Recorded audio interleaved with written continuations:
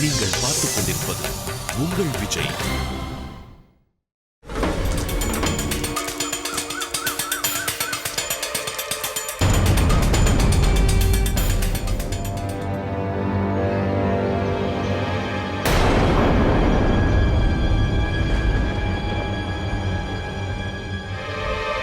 கயவனே தேவேந்திரா,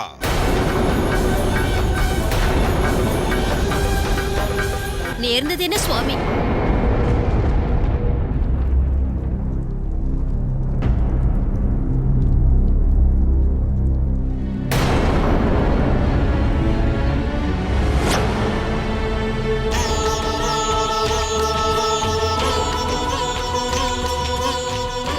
தேவ அரசன் இந்திரனா? என்ன துஷ்டத்தனம் இது! என் புனிதத்துவத்தை, எனது பதிவிரதா தர்மத்தை சதியினால் களங்கப்படுத்தி என்னை மிக பெரும் பாவத்திற்கு உரியவளாக்கினீரே சுவாமி. என்னை மன்னித்தருள வேண்டும். எனினும் வந்தது தாமே என.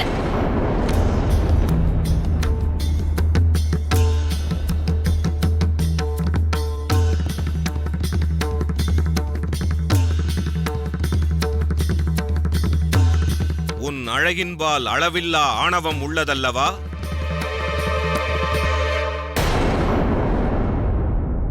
கௌதமனான நான் உன்னை சபிக்கிறேன்.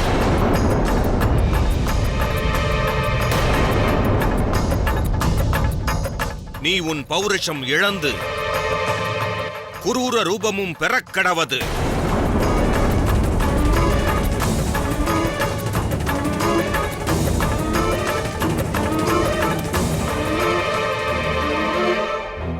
இல்லை, என்னை மன்னித்தருள வேண்டும். அறியாமல் செய்த தவறு இது. ரிஷிகளே, நான் சொர்க்கத்தின் அதிபதி. நான் பௌருஷம் இழந்து குரூர தோற்றம் பெற்றால் எனது அரியாசனத்தை இழக்க நேரிடும். மன்னித்தருளுங்கள். அளித்த சாபத்தினை திரும்பப் பெறவும் வேண்டுகிறேன்.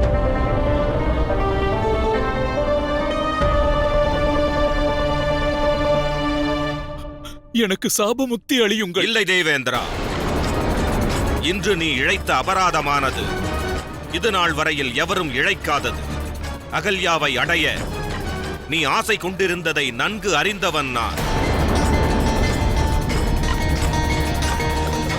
இருப்பினும் அவள் தந்தை பிரம்மதேவர் அதற்கு சம்மதிக்கவில்லை.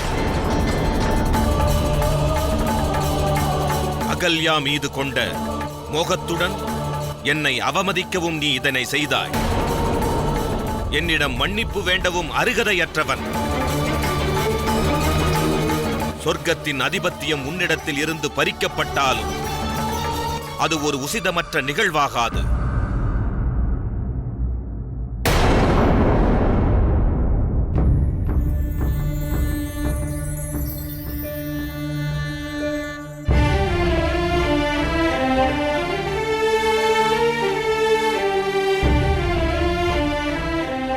அகலிகையே, இத்துணை காலம் என்னோடு வாழ்ந்திருந்த பின்பும் என் சரீரத்தையும் பின் ஸ்பரிசத்தையும் உணரவில்லை நீ. நெருங்கியவன் பிரிதோர் ஆடவன் என்பதை உணரும் ஆற்றலையும் நீ இழந்தாயா? உனது பத்தினித்துவம் பலவீனம் அடைந்து விட்டதா? தேவேந்திரனது தேஜஸும் உன்னை எச்சரிக்கவில்லையா? ஒருவேளை ஜடமான கல் போன்றவள் என்றால் இந்த மானுட சரீரம் உனக்கு அவசியம் இல்லையே. சொல், என் சாபத்தால் உன்னையும் தண்டிக்கிறேன்.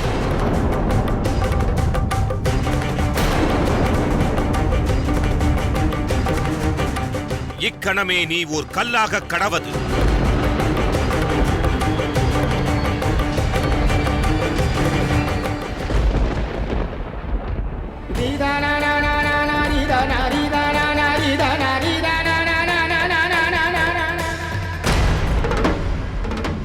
என்னை மன்னியுங்கள் சுவாமி.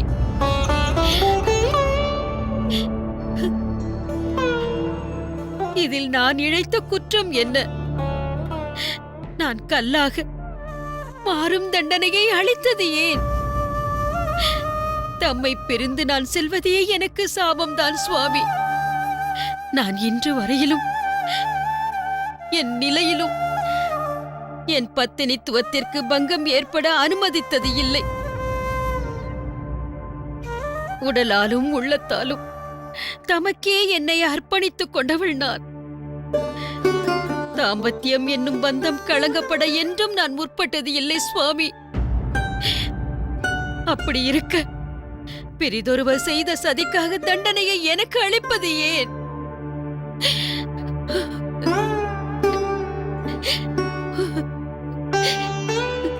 எனினும் இதுவே உசிதம் என தம் உள்ளம் கருதினால்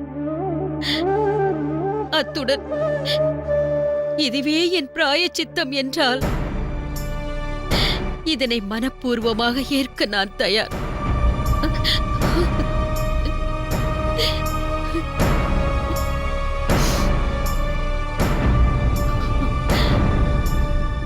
இருப்பினும் எனது விண்ணப்பம் ஒன்றை ஏற்க வேண்டுகிறேன். எனக்கு அளித்த தண்டனையின் கடுமை நான் இழைத்த அபராதத்தை அனுசரித்து இருத்தல் வேண்டும்.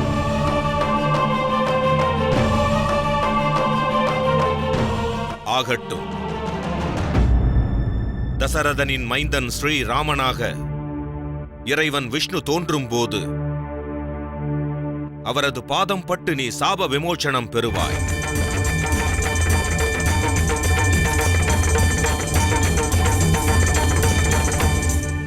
அவரது பாதார விந்தங்கள் தீண்டியதும் நீ மீண்டும் மானிட சரீரத்தை பெற இயலும்.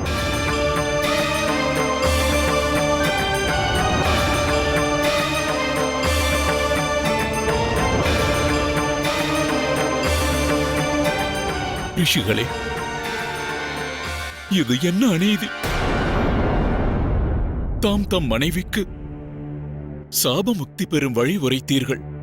எனினும் எனக்கு இந்த பாரபட்சம் ஏன்? நெறி எனும் மார்க்கத்தில் நன்மையை நோக்கி முன்னேறும் இந்த சிருஷ்டியில் நீ பெரும் சீர்கேட்டை விளைவித்துள்ளாய்.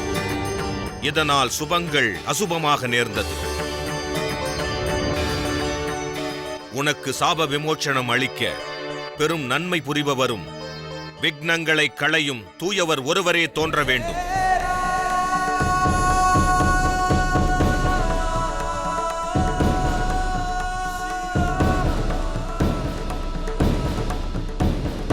தேவேந்திரா, நீ தெரிந்தே பாவம் புரிந்தவன். உனது நீசத்தனமான இந்த செயல் இழிவால் இந்த சிருஷ்டியினை நீ இழிவுபடுத்தினாய். இதற்கான விமோசனத்தினை பெறுவது கற்பனைக்கு எட்டாத கடினமாகும்.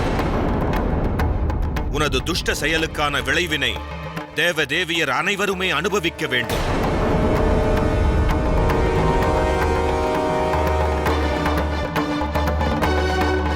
செல் தேவேந்திரா, கண்முன் நில்லாதே. நியாய அநியாய தர்க்கம் உன் வாய்மொழியில் சோபை அளிக்கவில்லை. உனது துரோகம் எனக்கு இழைக்கப்பட்டதல்ல, பௌருஷம் மற்றும் இயற்கைக்கு எதிரானது. அகலிகையை அவமதித்ததனால் ஆதிசக்தியை அவமதித்திருக்கின்றாய். இனி ஆதிசக்தியே உனக்கு சாப விமோச்சனம் அளிக்க இயலும். சென்றுவிடு, இனியும் நில்லாதே.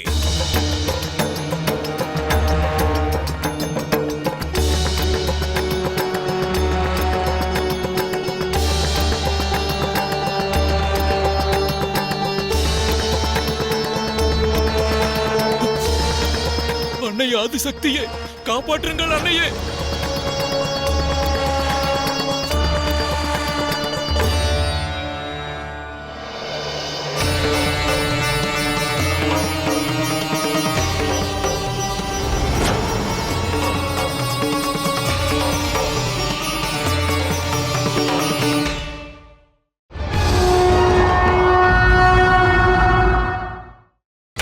நீங்கள் பார்த்துக் கொண்டிருப்பது உங்கள் விஜய்.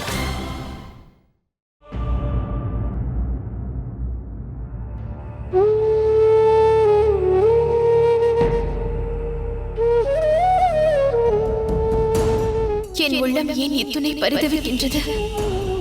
எதனால் இத்தகுதொரு பதட்டம்? அனர்த்தம் ஏதோ நிகழ்ந்திருக்க வேண்டும்.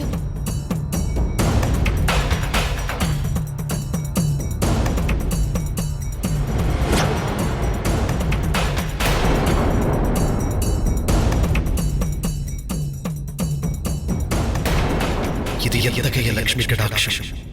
இது சிருஷ்டியின் அமைதியை மேலும் குலைக்கிறது. கௌதமனான நான் உன்னை சபிக்கிறேன். நீ உன் பௌருஷம் இழந்து குரூர ரூபமும் பெறக்கடவது. நீ உடன் கல்லாக கடவது. நியாய சாஸ்திரத்தை இயற்ற உள்ள கௌதமர் தாமே அதனை கடைபிடிக்க இயலாதது. தாயே, தாயே, அன்னையே, தாயே!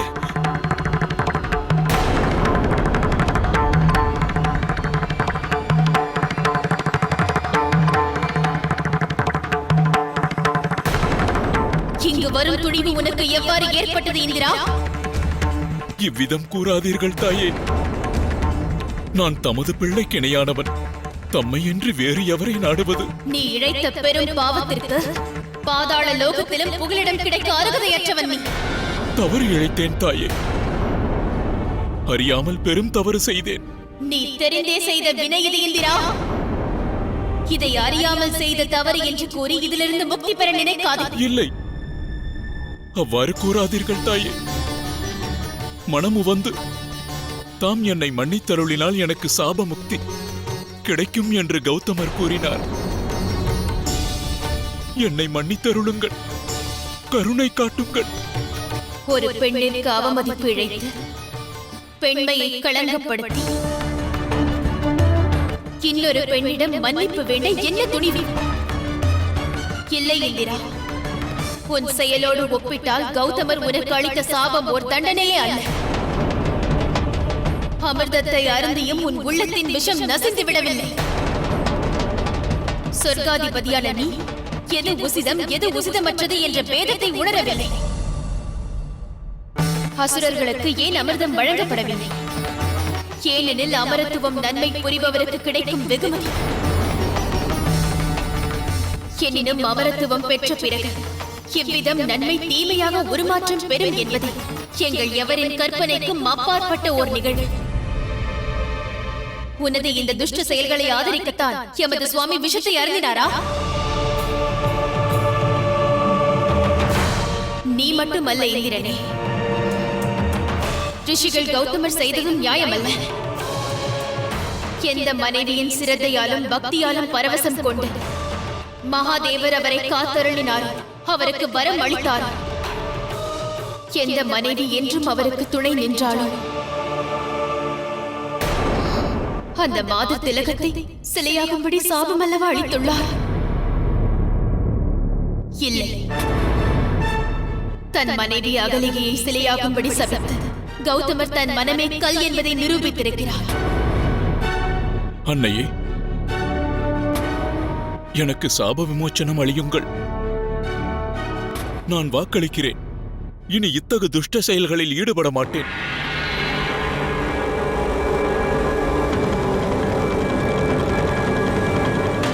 நீ இழைத்த துஷ்ட செயலுக்கு பின்னர் இனி சிருஷ்டியில் நீ இழைத்த துஷ்ட செயல்கள் எதுவும் மிஞ்சவில்லை இந்திரனே. நீ இந்த குரூர தோற்றம் பெற்றது உனது உள்ளத்தின் குரூரத்திற்கு பிரதிபலிப்பாக விளங்குகிறது. உன் நிலையை எண்ணி உன் சிரம் தாழ்ந்திருக்க வேண்டும். நீ பெற்ற இந்த விகார தோற்றம் என்றும் உன் மனதின் லட்சணத்தை உனக்கு நினைவுபடுத்த வேண்டும். நான் என் நிலை இழந்து உனக்கு சாபம் அளிக்கும் முன் இங்கிருந்து சென்று விட இந்திரா. இங்கு நில்லாதே.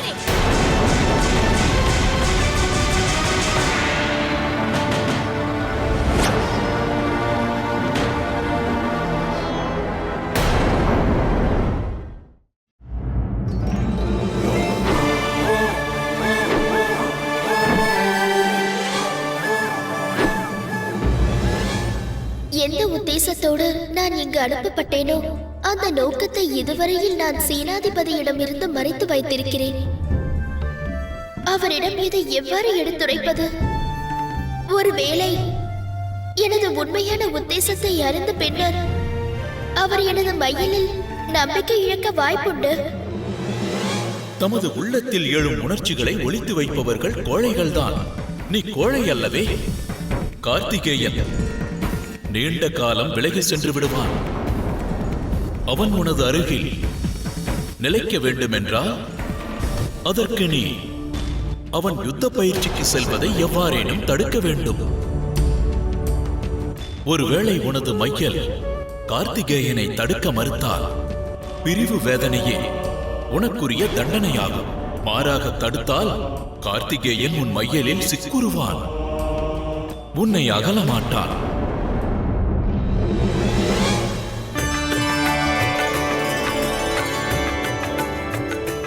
மையல் மனதிலேயே நிலை கொண்டால் அது வெற்றியை ருசிக்க இயலாது. அதனை வெளிப்படுத்துவதே சிறந்தது. தமது வார்த்தைகள் விளங்கவில்லை. நீ சேனாதிபதி முருகனை நேசிக்கிறாய். இதனை அவரும் அறிவார்.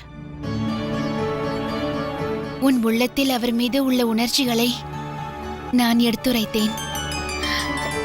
என்ன பதில் கூறினார்? இந்த கேள்வியை அவரிடமே வினவலாமே.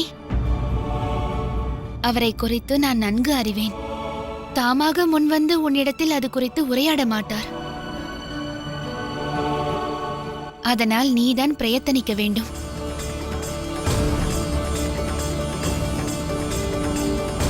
ஒருவேளை அவர் என்னை ஏற்க மறுப்பு தெரிவித்தால்?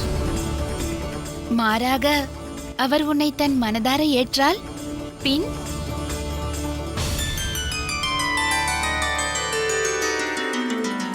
ஓம் நம சிவாய. ஓம் நம சிவாய.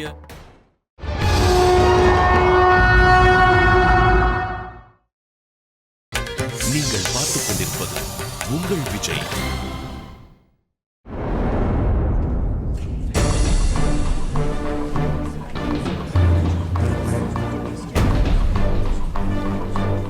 அமைதியாக இருங்கள்.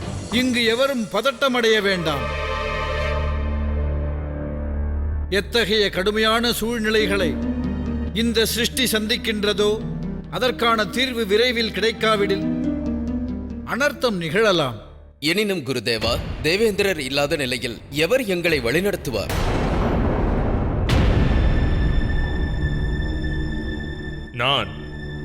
நானே இச்சபையை வழிநடத்துவேன். தம்மை நாங்கள் தேவேந்திரன் ஸ்தானத்தில் பிரதிநிதியாக அமர்த்த தம்மிடமுள்ள விசேஷம் என்ன? அக்னி தேவா, என் ஆற்றல் இல்லாவிடில் சிருஷ்டியில் இருள் சூழும். மலர்களும் மலராது, பயிரும் வளராது. என் கருணை பார்வை பூமியில் படியாவிடில் ஜனனம் எடுத்த அனைத்து ஜீவராசிகளும் மரணமடைய நேரிடும். ஆகையினால் உங்கள் அனைவரையும் விட உயர்ந்தவன் நானே. தம் ஒளியால் யாகங்கள் நிகழ்த்த இயலாது, தம் உஷ்ணத்தால் உணவையும் சமைக்க இயலாது. அது அக்னியால் மட்டுமே நிகழக்கூடியது. ஆகையால் எனது பங்கு அதிக மகத்துவமானது. வாதம் இதுவே எனில் என் பங்களிப்பே உங்கள் இருவரையும் விட உயர்ந்தது. வாயுவின் தாக்கத்தின் முன்பு அக்னி எதையும் சாதிக்க இயலாது. சூரிய தேவா, தம் கோபத்தின் உஷ்ணத்தையும் சிருஷ்டி தாங்கிவிடும். எனினும் பிராணவாயு இன்றைய சிருஷ்டியில் ஜீவன்கள் வாழ்வது சாத்தியமல்ல. ஆகையால் குருதேவா, தேவேந்திரனது ஸ்தானத்தில் அமரும் அதிகாரம் எனக்கே உரித்தானது. எல்லோரும் அமைதியாக இருங்கள். எதற்காக இந்த சர்ச்சை நிகழ்கிறது? தயை கூர்ந்து அனைவரும் அமைதி காக்க வேண்டும். ஆகட்டும், நம்முள் எவர் உயர்ந்தவர் என்று முதலில் தீர்மானிக்கலாம். மகத்துவமானவரையே தேர்ந்தெடுக்கலாம். அதை தீர்மானித்த பிறகே இந்த சபை நடக்க இயலும்.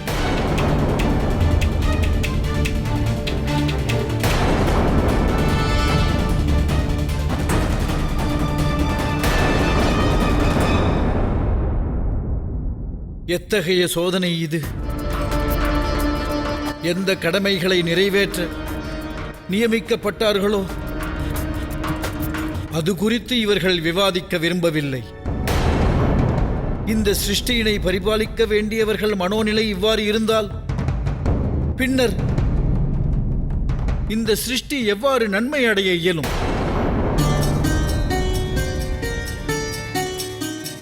தேவர்களுக்கு அளிப்பதற்காக அமிர்தம் வெளிப்படவில்லை. அவர்கள் அகங்காரத்தை ஆரோக்கியமாக்கவும் வெளிப்படவில்லை. வெளிவந்த ஆலகால விஷத்தை அருந்தி நான் நீலகண்டனானேன். எனினும் லக்ஷ்மி கடாட்சத்தை பெற்ற பிறகும் இந்த சிருஷ்டி இன்னும் ஏன் பொலிவடையவில்லை?